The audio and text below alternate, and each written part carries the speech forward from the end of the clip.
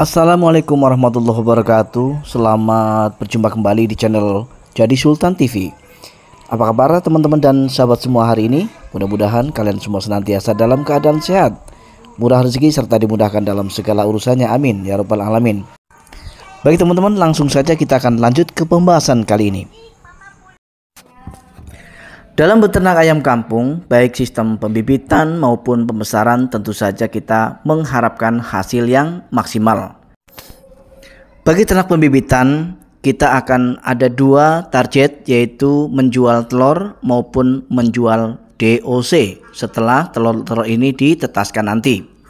Sedangkan untuk ternak pembesaran, kita hanya akan mengharap hasil bobot dari ayam yang kita besarkan. Kemudian pertanyaannya adalah bagaimana supaya hasil kita senantiasa maksimal, baik ternak pembibitan kita maupun ternak pembesaran kita. Di sini tentu saja menurut kami tidaklah mudah untuk mendapatkan keuntungan yang lebih besar dari ternak pembibitan maupun pembesaran kita. Karena pada dasarnya beternak ayam kampung tidak hanya sebatas kasih makan, kasih minum ayam-ayam kita saja. Banyak sekali hal-hal yang perlu kita perhatikan, yang perlu kita lakukan dan yang perlu kita pahami untuk kita bisa mendapatkan keuntungan yang lebih besar dari ternak yang kita kelola.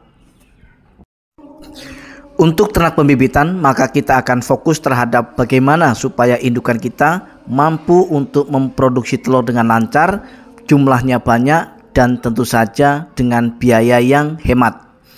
Banyak cara yang bisa kita lakukan untuk membuat indukan kita lancar dalam memproduksi telur. Namun kebanyakan masih menggunakan cara-cara yang tidak efektif.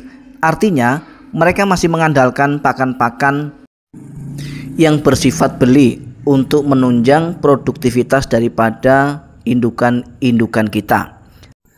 Maka ketika kita selalu pertahankan cara-cara seperti ini, yang akan terjadi antara biaya produksi dan hasil produksi akan tidak sesuai, teman-teman.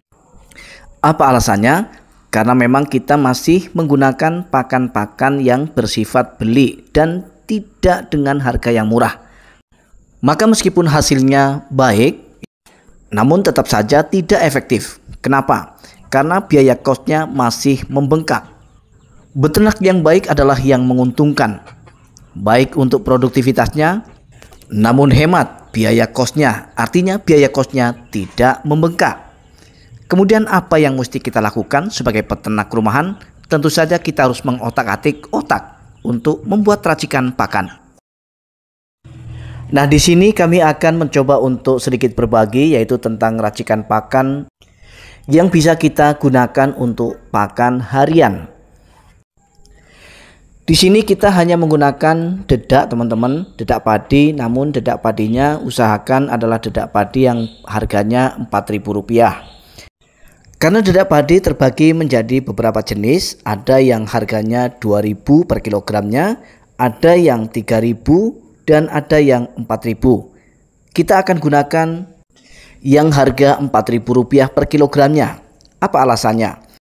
Karena untuk dedak padi jenis ini masih ada unsur menir, atau kalau tidak tahu menir itu adalah beras yang remuk atau yang hancur, teman-teman. Maka dengan kandungan atau banyaknya menir tentu saja akan sangat baik sekali ya kualitasnya jika dibandingkan dengan yang harga Rp3.000 dan Rp2.000.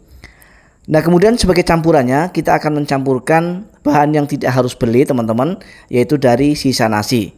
Kenapa kita sering menggunakan sisa nasi? Alasan pertama, karena memang yang pertama kita pasti akan bisa mendapatkannya dengan mudah. Kemudian alasan kedua, karena nutrisi yang terkandung pada nasi ini sangatlah bagus. Meskipun mudah, murah, bahkan gratis, namun jika memang nutrisinya tidak bagus, tetap saja kita tidak akan gunakan, teman-teman. Cara meraciknya juga sangat-sangatlah mudah, teman-teman. Kita hanya mencampurkan sisa nasi ini, kemudian masukkan ke dalam baskom, campur dengan dedak, kemudian aduk atau kacu hingga benar-benar merata dan menyatu. Untuk ternak pembesaran kita, teman-teman bisa gunakan atau bisa campurkan sedikit sentrat pedaging. Kalau menurut kami, silahkan teman-teman campurkan saja sentrat pedaging merek 152, teman-teman. Bukan berarti kami endorse, tidak, tapi memang hasilnya ini sangat luar biasa ketika kita aplikasikan.